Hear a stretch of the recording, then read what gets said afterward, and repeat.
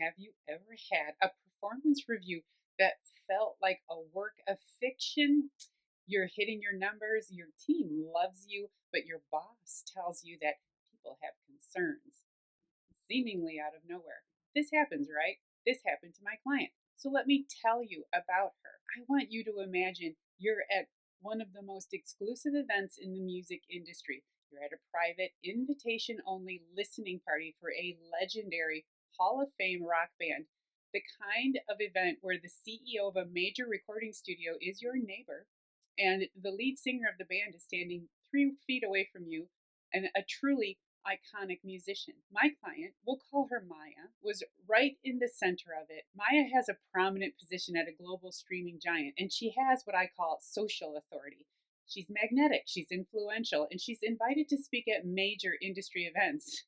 And she attends the Grammys every year. But as Maya was introducing the head of a major label to her colleagues, she looked over into the corner, and there was her boss. He was the one with the VP title, the one with the hierarchical power, but he was standing alone. He was an introvert. And in this high voltage social environment, he was terribly uncomfortable. And he was actively disappearing. The night of that event, of course, Maya thought she was doing her job by bringing him into the conversation. So she thought she was being a team player. But a week later, during her performance review, he sat her down and said something that caught her off guard.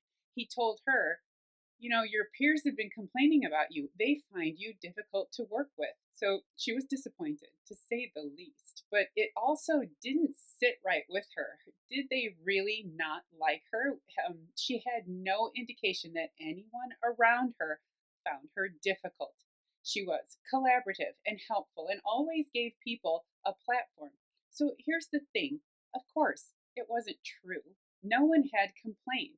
Her boss was quietly sabotaging her because her success made him feel invisible. So today we're talking about quiet sabotage. I'm going to walk you through the three-part approach to take someone who is working against you and turn them into an advocate. So we're going to look at how your corporate culture or your boss could be trying to dim your light and the exact architect moves Maya used to turn her boss's insecurity into her greatest career leverage. I'm Christina Holloway. For over 25 years, I've coached senior leaders at organizations like Google, Meta, GE, and Oracle to architect their authority and navigate the high stakes politics of Fortune 500 businesses. On this channel, I show you how to stop playing small and start communicating with the presence that demands a seat at the table. So, again, we're going to unpack this using my communication toolkit, which is available at the link below. So, there is a section where I talk about understanding your impact. As a high achiever, especially an outwardly engaging one, you likely have an extrovert's blind spot. This is what it looks like. You act in a bold and confident manner because you're good at your job and you've built up your reputation among peers. But when we don't pay attention to how we're received by people who have a different personality and different expectations, we can come across, not that you are this, as arrogant, inconsiderate, and siloed, or able to succeed without anyone else. And a boss, or even a peer whose personality is less outward, this is the beginning of believing your subordinate needs to change. You don't. This is a very common problem. This enormous gap between personality strengths that can lead to serious miscommunication and damaging assumptions when one or both people are broken or maladjusted. So the issue starts to look like this. You assume that because you're winning, the team is winning. But in this type of toxic or stagnant culture, your win can feel like someone else's loss. These are perceptions that we cannot control. If someone at work sees your success as a zero-sum game, well, that's a big signal that you're going to have to work around that person and that person's assumptions about who they think you are. And that's what happened. Maya's boss was suffering from hierarchical resentment. This happens when a leader feels that their title is their only source of power. When you show up with more social influence, better relationships, and more industry heat than the person you report to, you create a power imbalance that an insecure leader will try to fix. by pulling you down or slowing your progress. The lie about her peers was a classic gaslighting tactic designed to erode her leadership identity. He wanted her to stop looking outward at the great work she was doing in the industry and start looking inward, second guessing her every move. He wanted her to shrink so he could feel big again. To him, her success was his failure. So let's talk about how Maya addressed this problem. After that nonsense review, she did something most people don't do. She slowed down. In my communication toolkit, I teach the importance of mindfulness in leadership. As I've said before, this is about emotional regulation. Stop to pay attention to what's in front of you. Maya had to stay present and rational so she could approach this not as a victim of a bad boss, but as a strategist solving a problem. This is always the best approach. We started with an audit of intentions. I asked her, is your boss malicious or is he just drowning? And I asked her a number of questions to reframe what she was experiencing. But most importantly, I asked her what she knew about working with an introvert. Not all introverts are undermining. It's just that this one was, and we wanted to zero in on why. When we looked at the nonverbal cues from that event, his withdrawn posture, the way he hovered in the corner, we realized Maya had misread his distress as disinterest or just being his usual weird self.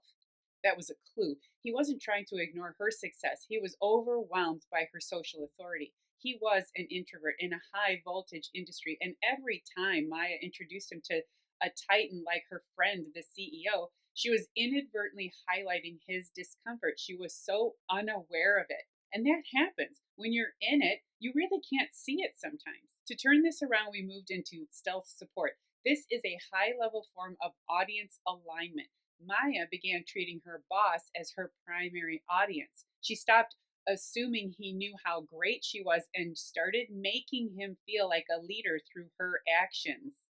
We use three methods to do this, so let's talk about these three pillars. Pillar one, the allied authority pivot. Maya started asking herself a simple question before every major industry event where her boss was involved or had to be present.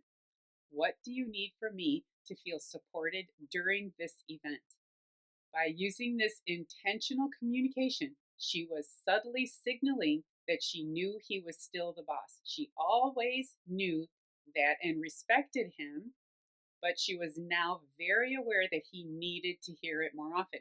She offered to take the heavy lifting of the social interaction off his plate, and this was a big move, but a very subtle one. She'd tell him, I know these dinners can be long. Why don't I handle the networking and provide a quick strategic report tomorrow morning on who was there and what we need to follow up on? And this was an easy win. He always said, yes, you're really helping me out here. Suddenly, Maya wasn't a threat. She was an operational asset. She was protecting his energy while maintaining her own social authority. Very smart move. Pillar two, public attribution. This is about amplifying your influence. Influence is built on trust, so Maya began practicing what I call public attribution. In meetings where she previously would have said, I secured this deal, because technically she could, she now shifted her language to, Bob and I have been discussing the strategy, and based on our alignment, I was able to close this label deal. Her clear success now represented a win for the team, for the department, for her boss. He needed to feel like he was a part of this win. And I know you're probably thinking, why is she working so hard to fluff this guy up? But in this situation, he was trying to slow her down using a damaging narrative. So she was making a lot of progress on changing his perception without making much effort here. Very small communication techniques were changing the way he saw the situation, all in a subtle way. In this example, she was loaning him her social authority to shore up his hierarchical power. This is the architect move. You don't lose power by sharing it. You build an alliance that makes you indispensable to the person above you. That's how you do it. Pillar three, the shift to autonomy. Now, here's some relief, and the part that I think makes a big difference. After a few months of doing this, running her ideas by her boss, keeping him updated on her events and speaking opportunities, offering to do a lot of the heavy lifting of social engagements, things he didn't want to do himself. She was able to sit down with him and review her progress. And this is what he said to her: "You've shown great improvement. I'm so glad I suggested you get a coach. It's been very helpful for you." He actually congratulated himself. And he also told her, "Your peers have mentioned that you're much easier to work with lately." No, he was projecting so much of his own shortcomings onto her that the only coaching we did was for Maya to adjust by slowing down and paying attention so that her boss saw her as an asset to his success instead of a distraction who was taking the spotlight. That's what we did.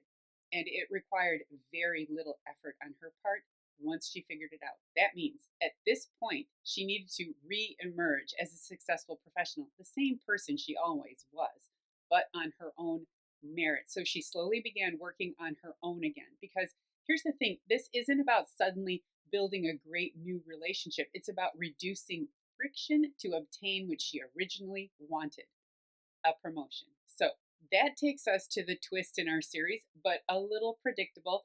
Just as the relationship was improving, just as Bob was telling Maya that her peer feedback had magically gotten better, the other shoe dropped. The deeper sabotage began. The promotion to director was finally on the table, and Maya had hit every metric. She was an industry star, but Bob started dangling the carrot. He'd say, "You're so close, Maya. We just need to see one more quarter of this collaborative behavior before I can sign off." This is the ultimate sign of control based leadership. He was using her desire for growth as a way to keep her in a support role for his own career. Now, when a boss says, "We just need to see one more quarter of this," or "wait until the next budget cycle," they are testing your tolerance for ambiguity. In my work, I see this as a pivot point. The boss isn't actually looking for more data, they are looking for your compliance. They want to see if you will continue to provide director level output on a manager level salary. Maya had to realize that if she said, "Okay, I'll wait," she was essentially consenting to being undervalued. We had to break the cycle of her being a perpetual candidate and move her into being an inevitable leader. This is where the shift from chasing to choosing becomes a survival skill in a toxic culture. So, this entire video is really about taking control of how you are perceived. It's an important element in my communication toolkit. I told Maya, "Bob isn't the gatekeeper to your value. He is just a temporary obstacle to your architecture." We initiated the visibility exit strategy. So Maya stopped chasing Bob's approval and started choosing her next level. She slowly removed herself from relying on him or trusting him, really, to tell her story. She started building a case study of her own impact that went straight to the people Bob reported to. This is what it looks like to be an architect of authority. Now, you might be wondering, how do I go over my boss's head without starting a war? So, this is where we used strategic networking. Maya didn't choose to send a formal complaint, she started impact briefings. She reached out to Bob's boss, the senior VP, not to talk about Bob, but to talk about the music market trends she was seeing. And this was possible because Spotify encourages a flat hierarchy. Anyone can talk to anybody, regardless of seniority or position. She made herself the primary source of information for the organization. By the time the promotion discussions happened, the SVP already viewed her as integral to their success. Bob was no longer the only narrator of her career. The results were so visible that he couldn't hide them anymore.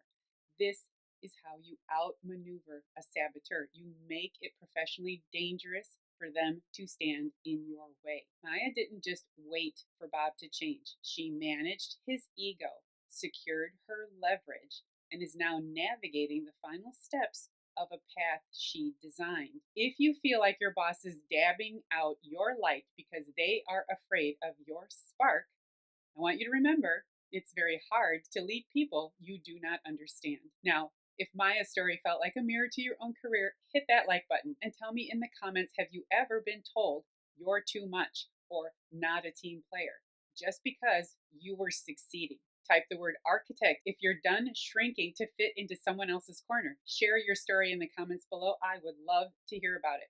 I'm Christina Holloway. Download your toolkit below to start building your own authority, and I'll see you in the next episode of our Architecting Authority series.